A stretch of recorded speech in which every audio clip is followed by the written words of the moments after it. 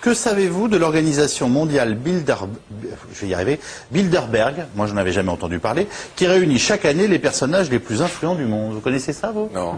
Bon, ben voilà.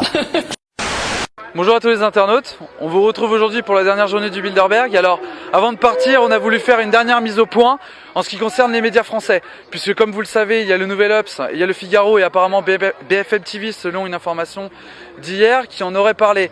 Donc vous l'avez vu avec l'extrait de Monsieur Calvi juste avant, le Bilderberg on connaît pas, on n'en parle pas. Et ben je peux vous dire qu'ici on en parle, à l'image de la une du journal local qui a parlé du Bilderberg. On voit Alex Jones en une. Alors ce n'est pas le seul journal qui en a parlé pendant ces 4 jours, puisque parmi les journaux anglais, on retrouve le Guardian, l'Epoch Times, le Sun, qui accorde un gros article quand même sur David Icke, le Daily Telegraph, The Independent, qui évoque l'entrée de David Cameron dans le Bilderberg, dans l'hôtel Groove Hotel, le Daily Mail, le Daily Mirror et le Financial Times, les gars. Si le Financial Times en a parlé, a pris le temps d'écrire un article sur le Bilderberg, c'est qu'il y a bien quelque chose en dessous.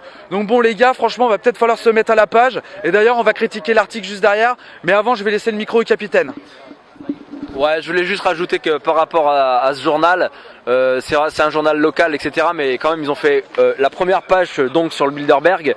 Et dedans, il y a une double page, un double article. Alors, on ne dit pas que l'article contient des trucs extraordinaires, c'est vrai, mais au moins, ils en ont parlé. Alors, c'est pas demain que le Parisien, le Progrès ou Sud-Ouest, etc. viendra faire un article sur le Bilderberg, il me semble. Donc on va rentrer tout de suite dans le vif du sujet en ce qui concerne les médias français. On va s'occuper du cas du Figaro, ça va prendre 2 secondes, vous allez voir. Pour ceux qui n'auraient pas vu l'article, la photo qu'ils ont choisie pour illustrer l'événement, c'est une photo de Reuters. Alors vous allez voir que Charlie Skelton nous a confirmé la présence de Reuters sur place, mais rien que cette information nous permet de penser, on le confirme même, qu'ils n'ont pas daigné se déplacer pour confirmer l'information. Ils ont pompé une photo, ils ont pris les informations et puis en avant Guingamp. Ensuite, en ce qui concerne l'article, alors c'est vrai que les 2 premiers tiers de l'article, ma foi, étaient relativement soft. Mais bon, quand l'article se finit par, je cite, le paragraphe, le nom qu'ils ont choisi pour le paragraphe, qui est, c'était quoi? C'était Institut de la théorie du complot. On comprend la volonté de discréditer tous les gens et surtout les journalistes sur place qui ont daigné se déplacer pour essayer de récolter des informations. Ce qui est utile de dire aussi, c'est que l'article du Nouvel Obs reprend une photo de l'hôtel du Bilderberg de 2011. Oh les gars, on est en 2013.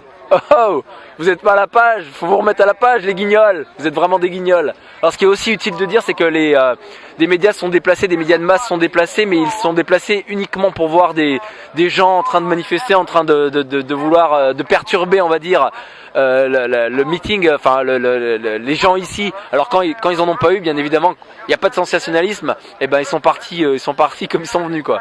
Ils sont partis sur le conspi aussi pour certains d'entre eux. Donc on va revenir quelques secondes sur le Nouvel Obs, puisqu'il y a quelques détails assez amusants. On nous parle, les 2 auteurs de cet article du Nouvel Obs nous parlent de petits clubs. Ouais, petit club. Alors vous l'avez probablement vu pour ceux qui nous suivent depuis le début, on a publié la liste. Ouais. Il y a environ 150 membres. Quand on voit les personnes qui composent ce petit club, on y retrouve les personnes quasiment les plus influentes du monde. On y retrouve des banquiers, on y retrouve des politiques. Côté français, il y a François Fillon, il y a Valérie Pécresse, Henri de Castries, Kissinger. C'est vrai que c'est un petit. Hein. Cameron, un petit. Il est petit. Voilà, il est tout Zelig. Petit, ridicule. Donc voilà, donc mettons les pendules à l'heure. Hein. Ce n'est pas un petit club.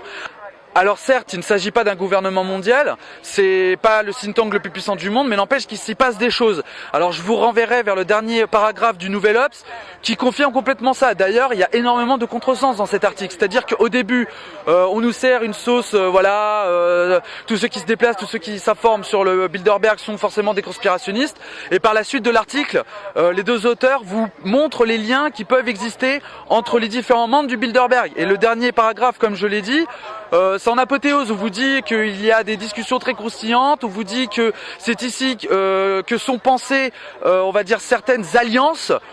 Donc voilà, il faudrait savoir, hein, c'est soit il se passe rien, soit il se passe tout. Hein.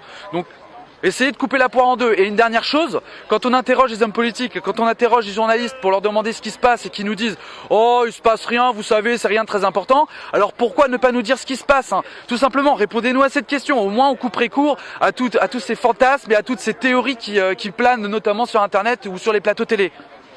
Alors à noter qu'ici on nous a demandé plusieurs fois, on nous a apostrophé pour demander où sont les Français. On n'a pas su répondre, hein. On n'en a pas trouvé forcément, il n'y a aucun journaliste français qui s'est déplacé. Heureusement, je pense que heureusement qu'on a sauvé un petit peu l'honneur de la France ici. Donc voilà quoi, donc les gars, va falloir se bouger un petit peu l'année prochaine. On va se bouger un petit peu les miches.